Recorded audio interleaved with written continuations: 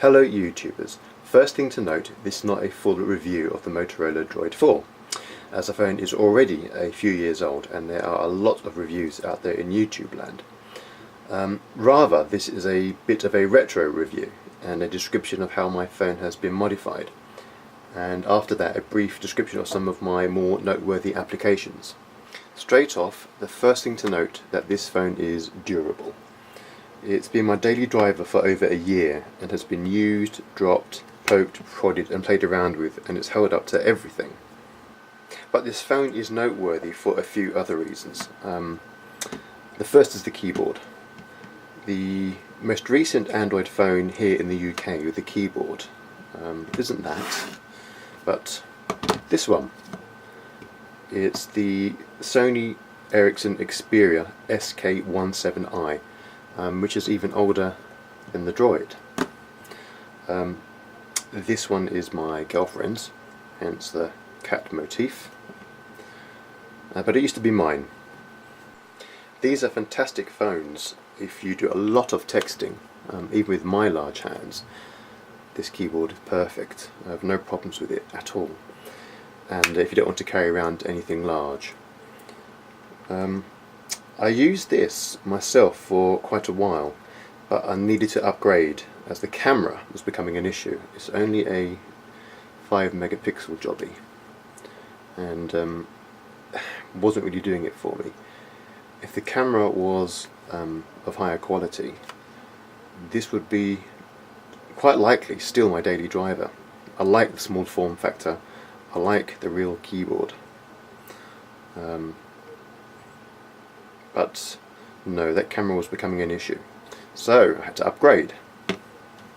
So realising I wanted to upgrade the camera and keep a real keyboard and have that in an Android phone, I did some research, and this is the most recent phone in the UK that's an Android phone with a physical keyboard. So I had to look abroad to the States, hence why I moved over to the Droid 4. This is an imported phone. It should be noted, although it's imported, it's fully compatible with all UK networks, so that was never an issue. So how is the keyboard on this phone? Well, in a word, excellent. Some people bang on about it being too flat. I never found it a problem, and I have large hands, and the cursor keys are a boon. I do like those to be present on the keyboard. And the camera is a definite improvement on the Sony. It's an 8 megapixel camera. It does HD video and performs well for me. I don't care about low light level stuff. I do care about image stabilization, pixel count, and how the video and still shots come out. The image stabilization could be better, but even so, for daylight video and photos, this has served me very well. For an example of the video that this camera takes, look at a couple of my modified bike videos. The links are on the screen now. So what did I not like about this phone? Well, battery life. It sucks. It sucks so bad. And that's not just me. These phones are known for having really poor battery life. So I had to sort that. I rooted the phone. There's a very useful routing guide online. The link is on screen now. After rooting it, I installed Voltage Control Lite.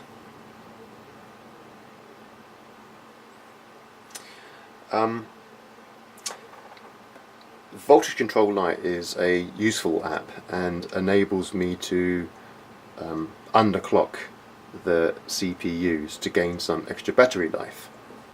One of the variables I changed was to ensure the CPU governor field was changed to hot plug. Hot plug has a stricter algorithm for ramping up and down the CPU speed, and more importantly allows the second core to be switched off completely when not in use. I also ensured the lowest speed was the lowest I could enable, and that was 300 MHz. I also took the top end of the highest speed, which brought it down from 1.2 GHz to 1 GHz. This speed drop isn't noticeable in general use, but it has helped battery life. Before configuring battery saving options, with normal usage I just about got through a day, and with heavy usage I had to charge midway through the day and again at the end. With the battery saving options in place, with normal usage I can easily get through a day, sometimes a chunk of the following day, and with heavy usage I still always get through the day. And it should be noted that this battery is a few years old. It's been with me for a year, and I bought this second hand from the States, so the battery capacity has dropped, and it can still do a day easily. So what else did I do? I wanted to remove some of the bloatware from the phone. Actually, the phrase remove is a bit misleading, as this is something you should avoid. Rather, you should freeze or disable applications. If you remove them, you can cause all sorts of system instability problems, and the phone can't receive future updates. Titanium Backup is an excellent application for freezing apps, but I found I could simply disable a whole bunch of them in the properties of each application settings.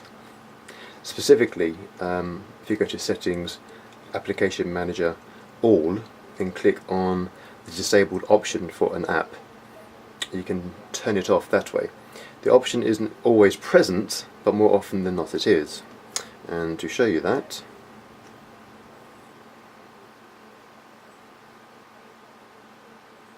Apps, All, I'll pick one at random.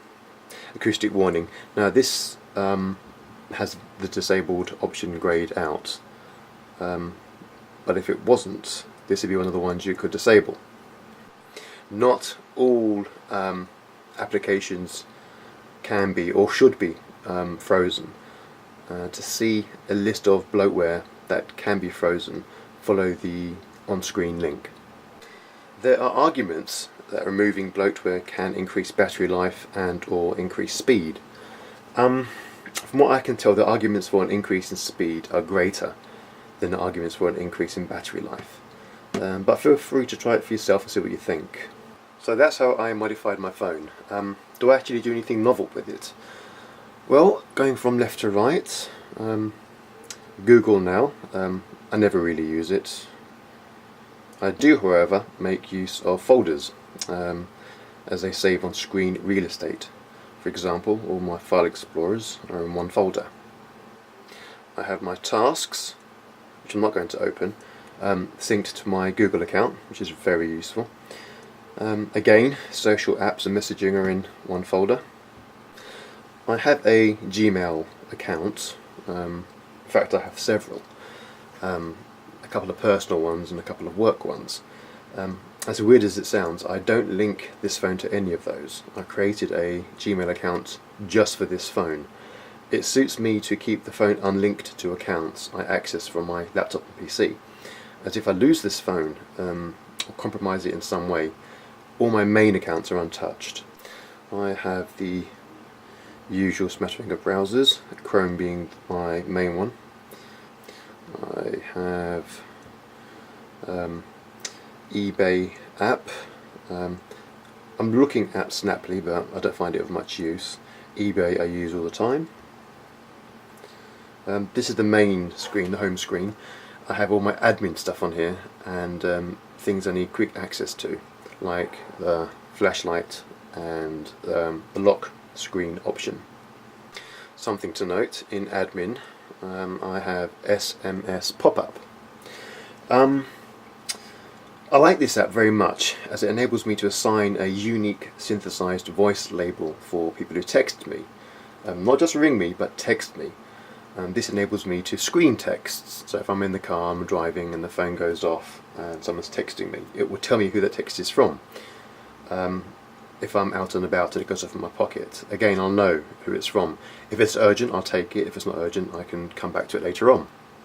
I did a video which explains SMS pop-up in more detail and how I configured it. The link for that is on screen now. I have all my camera apps in a folder of its own. Ion camera is useful. I have a sports camera, it's a bullet camera, which I use for cycling videos sometimes.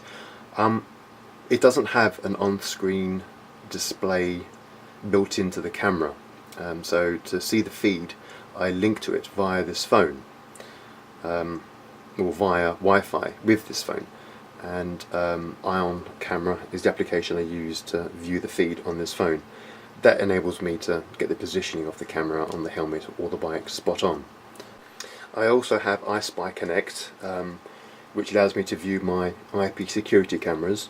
I would show it to you, but at the moment the iSpy Connect software on the main PC is being temperamental. Media apps, video viewers, TuneIn Radio, which I never use, and text readers, Kindle and Google News, and to the right I have my mapping applications. The first folder contains my tracking applications. The most noteworthy is Strava. This is an excellent app to track your position when you're cycling, running or whatever. When I go cycling I use Strava to get a map overlay and see exactly where I've been during the day, which is always good for a giggle. I don't do it professionally and try to get faster speeds or anything like that, just for the curiosity factor. It's nice to see exactly where I've been, especially if I've got lost. And of course Google Earth, Maps and Google Sky, all excellent. So am I keeping this phone for another year? It won't get any more updates, so it's Jelly Bean only, unless I do something unorthodox. And as much as I love it, I realise I'm going to have to embrace this whole on-screen virtual keyboard thing. From what I can tell, there aren't any Android phones with physical keyboards due for release in the UK anytime soon. So what did I do? I got one of these, a Samsung Galaxy S4. One thing to note, of these phones, when I did the research and bought this, I was enthused, excited before I bought it, because I knew this would do most of the tasks I wanted it to. This one, again, before I bought it, I was enthused. I liked the form factor and the keyboard and the upgrading camera specs. But this phone, the one that everyone seems to love, because it has no physical keyboard, I'm cautious. But I shall give it a go, and well, watch your space.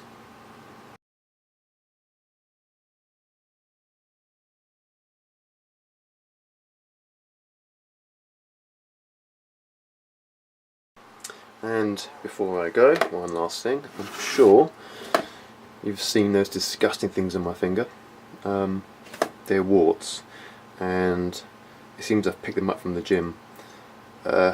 People are in the gym are fairly disgusting. They don't wash their hands or anything, so they go to the toilet, don't wash their hands, then use the barbells and dumbbells, and germs have a great time.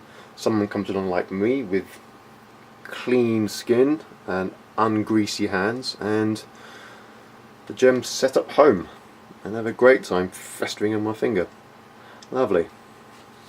No, that's not right. That's not right. That's not right. Let's do that again. Let's do that again. That's not great. It's a bit waffly. No, do that again. Do that again, shall we? No. This shaves quite a bit of... that's rubbish, shaves. Do that again, that's rubbish. Blah blah blah. Blah. Blah blah blah blah.